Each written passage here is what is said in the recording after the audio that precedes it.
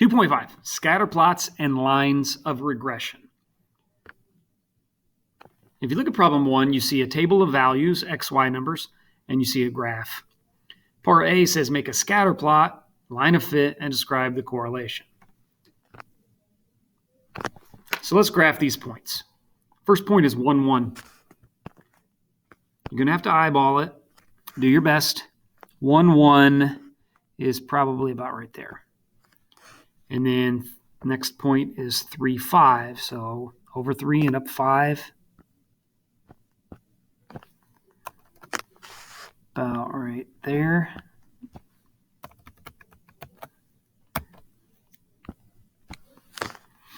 Four, 7. 6, 11.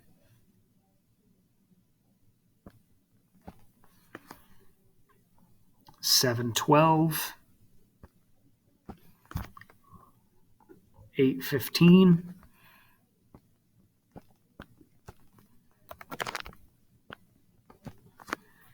And then the last one has a question mark. We don't know what that one is, so just ignore that one for now.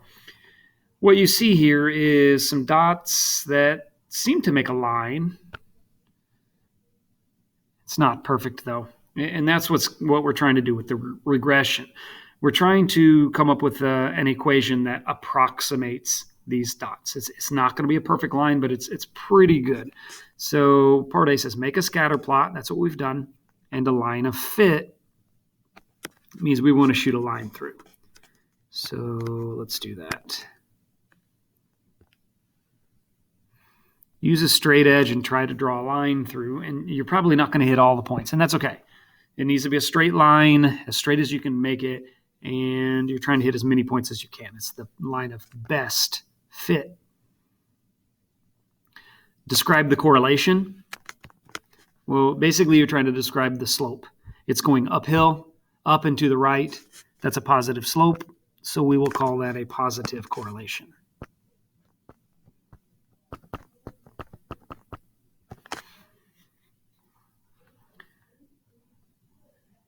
Okay, use two ordered pairs to write a prediction equation. So what they want you to do is kind of do what we've been doing, where you take two of these points, find the slope, write point slope form, and then change to a slope intercept form. But I don't want to do that.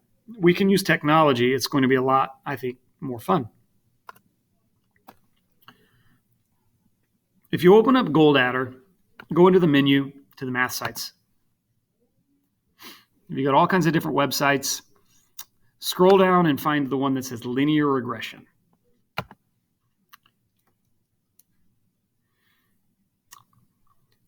That opens up a new website, and you have this table. We want to enter in our table values into this table. The first point was 1, 1. Then we had 3, 5. 4, 7. 6, 11.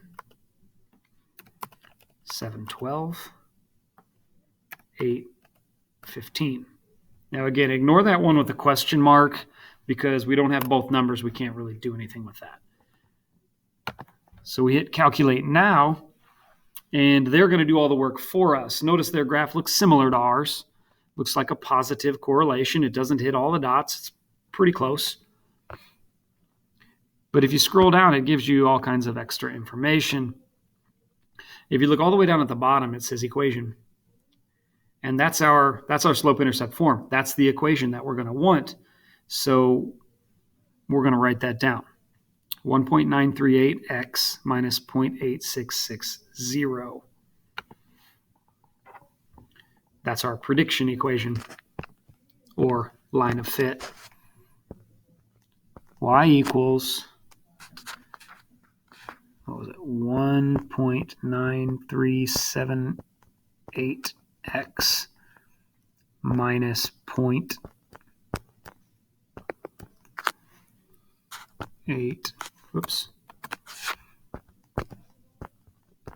660. That's our equation. So all we had to do was enter those numbers in to the table and click calculate right there. I guess it only gave me 938. So maybe, I don't know where that 7 came from.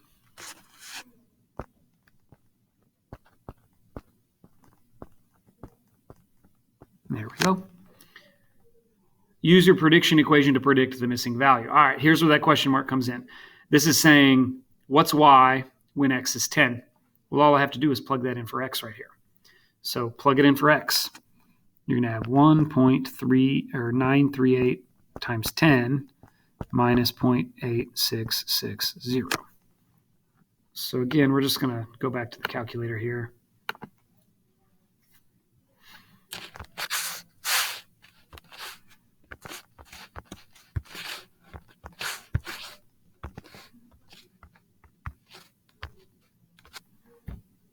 $18.514. So let's round that off to 18.5. And we're good.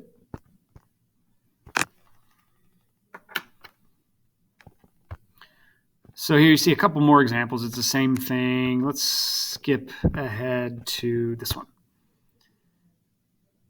All right, it's the same thing. They put a little different context to it. They're talking about this table gives the weight in tons and estimates the fuel economy in miles per gallon, but it's basically the same thing. So this will be my X number and this will be my Y number. My table's going across this time. That's fine. So part A says make a scatter plot, line of fit, and describe the correlation. So it's the same question, essentially. So what do we have? 1.3, comma 29. 1.3, comma 29. I'd say that's going to be about right there, so ish.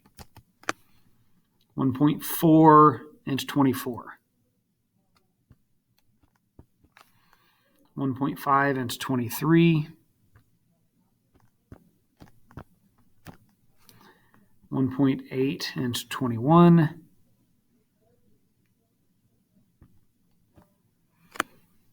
2 question marks, so skip that one. We don't have both parts. 2.1 and 17. 2.4 and 15.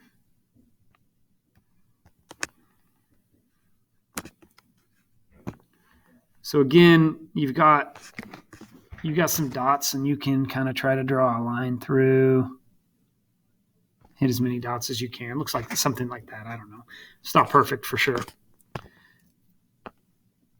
Describe the correlation. Well, that's a negative slope, so we're going to call that a negative correlation. It's going downhill, down and to the right. And you can kind of tell from the numbers. Notice as these numbers are increasing, these numbers are decreasing. That shows you the negative relationship, a negative correlation. So here it says use 2 ordered pairs to write a prediction equation. We'd use 2 ordered pairs if we were doing it by hand. We'd do exactly the same thing as what we did earlier in the chapter. Pick 2 XY points and find the slope and whatever.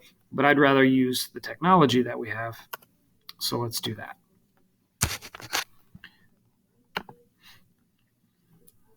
Again, find the one that says linear regression. I guess we already had it up here, but we want to enter in our X and Y numbers. So 1.3 and 29. 1.4, 24. Oops. 1.5 and 23. 1.8 and 21.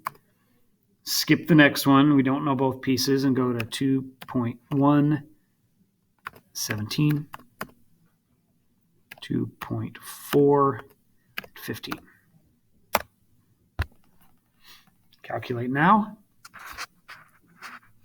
And so there we see our negative slope, our negative relationship. And just scroll down to where you can see the equation. Equation right here. Negative 11.18x, 41.06.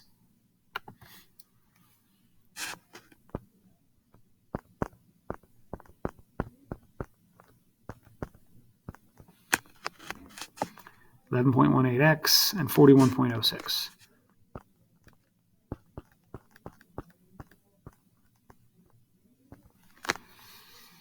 Part C says use your equation to predict the missing value. Well, that means we need to plug in 2.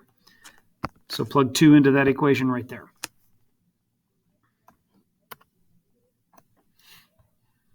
Go back to your calculator. We want negative 11.18 times 2 plus 41.06. 18.7.